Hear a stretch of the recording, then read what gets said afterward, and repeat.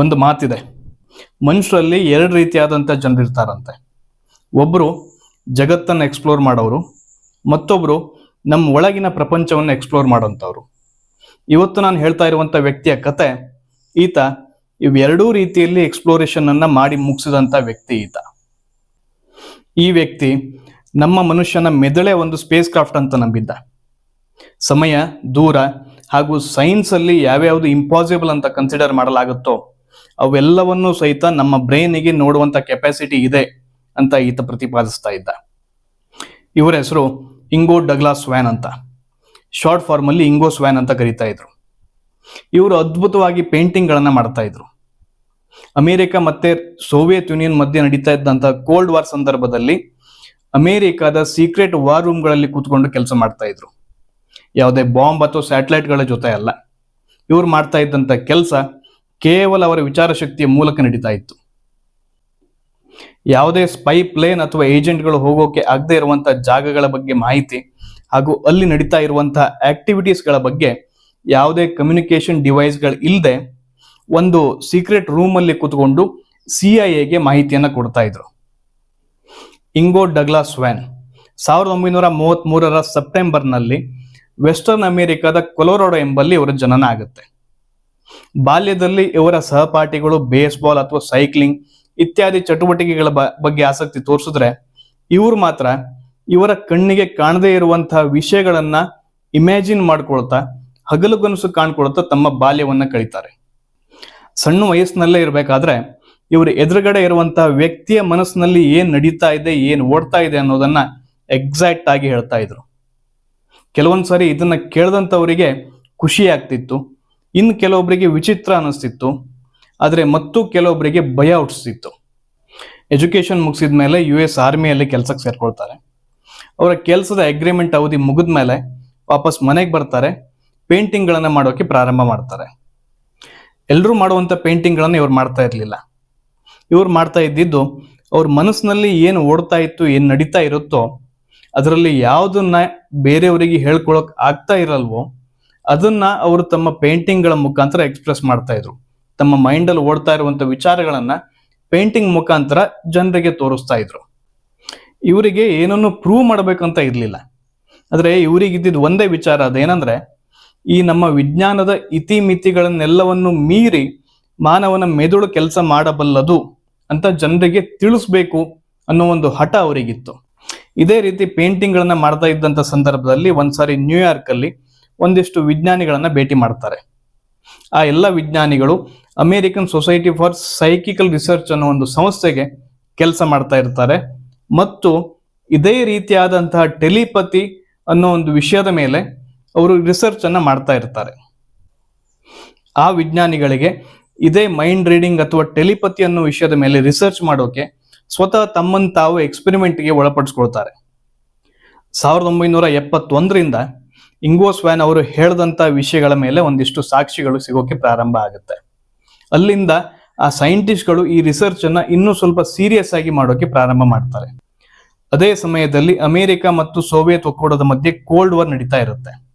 ಆ ಸಂದರ್ಭದಲ್ಲಿ ಅಮೆರಿಕದ ಇಂಟೆಲಿಜೆನ್ಸ್ ಅವರಿಗೆ ಒಂದು ವಿಷಯ ಬರುತ್ತೆ.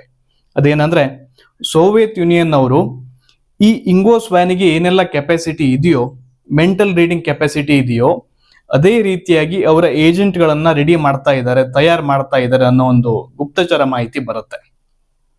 ಅವರನ್ನ ಮೆಂಟಲ್ ಸ್ಪೈಸ್ ಅಂತ ಕರೀತಾರೆ.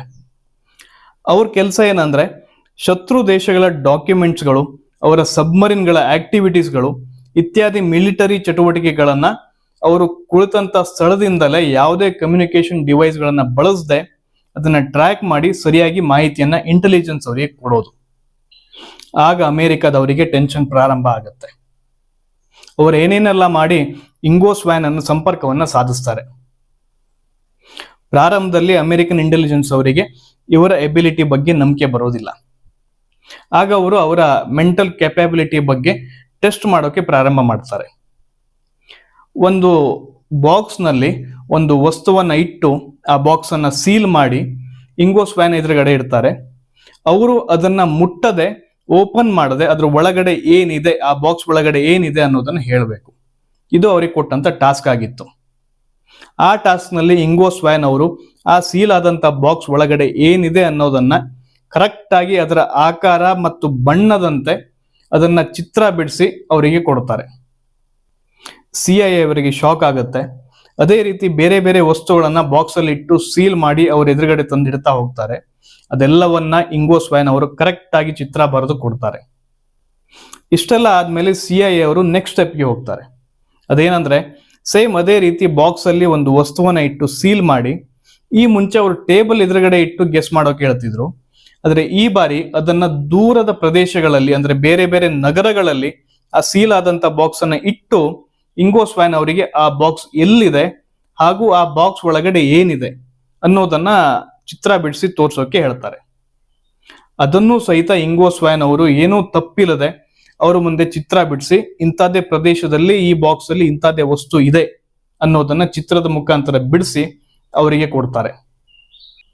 ಈ ರೀತಿಯಾದಂತ ಎಕ್ಸ್ಪೆರಿಮೆಂಟಿಗೆ ರಿಮೋಟ್ ವೀವಿಂಗ್ ಅಂತ ಹೆಸರು ಕೊಡ್ತಾರೆ. ಇಷ್ಟೆಲ್ಲ ಆದ್ಮೇಲೆ US ಅವರು ಇಂಗೋ ಸ್ವ್ಯಾನ್ ಅವರಿಗೆ ಮತ್ತೊಂದು ಟಾಸ್ಕ್ ಅನ್ನ ಕೊಡ್ತಾರೆ.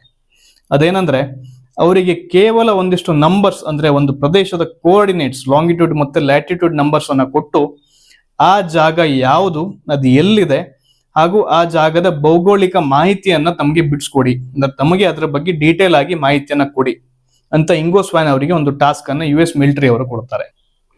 ಕೇವಲ ಕೋಆರ್ಡಿನೇಟ್ಸಿನ ನಂಬರ್ಗಳನ್ನ ಇಟ್ಟುಕೊಂಡು ಇಂಗೋ ಸ್ವ್ಯಾನ್ ಅವರು ಆ ಪ್ರದೇಶದ ಭೂಭಾಗ, ಅಲ್ಲಿರುವಂತ ರಸ್ತೆಗಳು ಅಥವಾ ಬಿಲ್ಡಿಂಗ್ಗಳು, ಬ್ರಿಡ್ಜಸ್ಗಳು ಅಥವಾ ಸುರಂಗಗಳು ಇತ್ಯಾದಿಗಳು ಏನೇನ್ ಇದೆ ಅದನ್ನ ಎಕ್ಸಾಕ್ಟ್ ಆಗಿ ಚಿತ್ರ ಬಿಡಿಸಿ US ಮಿಲಿಟರಿ ಅವರಿಗೆ ಕೊಡ್ತಾರೆ.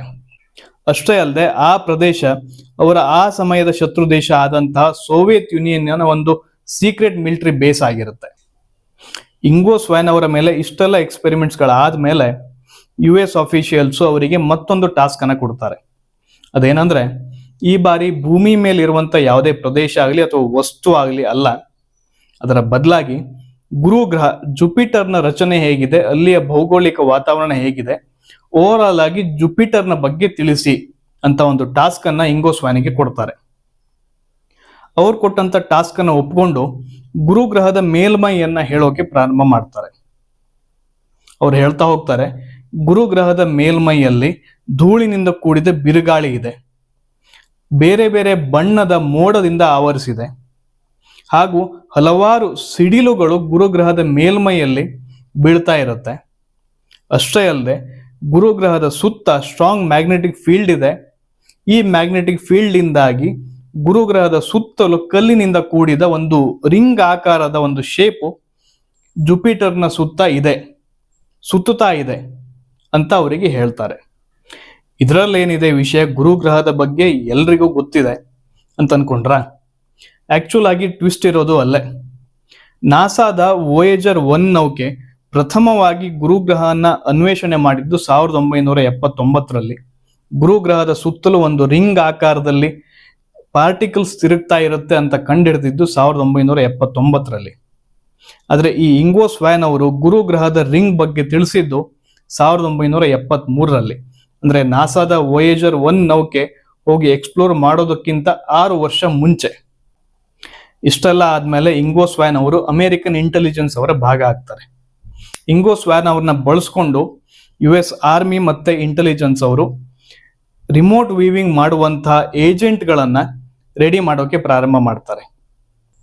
ಪ್ರಾರಂಭದಲ್ಲಿ ಈ ಟ್ರೈನಿಂಗ್ಗೆ ಗ್ರಿಲ್ ಫ್ಲೇಮ್, ಸನ್ಸ್ಟ್ರೀಕ್ ಇತ್ಯಾದಿ ಹೆಸರುಗಳನ್ನ ಕೊಡ್ತಾರೆ.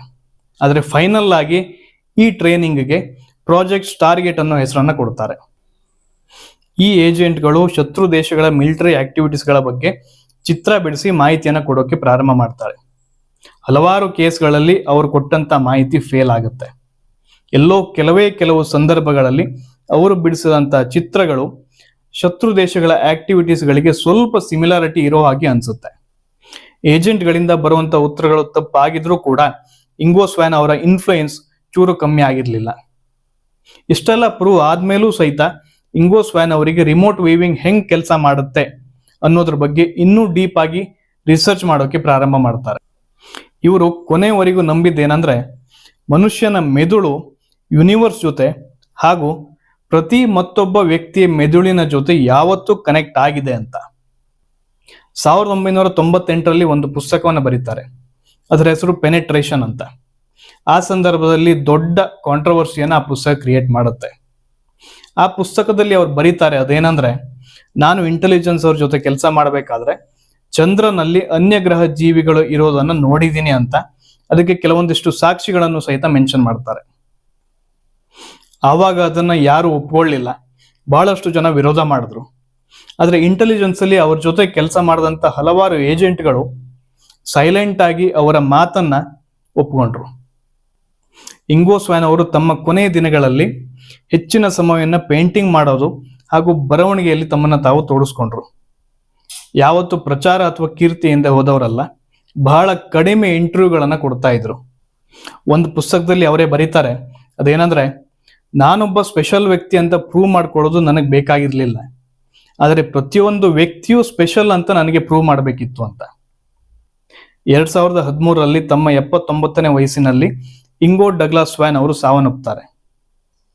ಆದರೆ ಅವರ ರಿಮೋಟ್ ವಿವಿಂಗ್ ಮತ್ತು ಪ್ಯಾರಾಸೈಕಾಲಜಿ ಅನ್ನೋ ಒಂದು ವಿಷಯ, ಯಾರೆಲ್ಲ ಮನುಷ್ಯನ ದೇಹ ಕೇವಲ ಮಾಂಸ ಮತ್ತು ಮೂಳೆ ಮಾತ್ರ ಅಲ್ಲ ಅಂತ ನಂಬ್ತಾರೋ ಅವರೆಲ್ಲರಿಗೂ ವಿಚಾರ ಮಾಡೋಕೆ ಒಂದು ವಿಷಯವನ್ನ ಬಿಟ್ಟು ಹೋಗಿದ್ದಾರೆ. ಇವ್ರ ಬಗ್ಗೆ ಇಷ್ಟೆಲ್ಲ ಕೇಳಿದ್ಮೇಲೆ ನಮಗೊಂದು ಪ್ರಶ್ನೆ ಕಾಡುತ್ತೆ, ಅದೇನಂದ್ರೆ, ಇಂಗೋ ಸ್ವ್ಯಾನ್ ಅವರು ನಿಜವಾಗ್ಲೂ ಇಷ್ಟೊಂದು ಇಂಟೆಲಿಜೆಂಟ್ ಆಗಿದ್ರ, ಅಥವಾ ಇಮ್ಯಾಜಿನೇಷನ್ ಅಲ್ಲಿ ಕಳೆದೋದಂತ ಒಬ್ಬ ಸಾಧಾರಣ ವ್ಯಕ್ತಿ ಆಗಿದ್ರ? ನಿಮ್ಗೇನ್ ಅನ್ಸುತ್ತೆ? ಕಾಮೆಂಟ್ ಮಾಡಿ.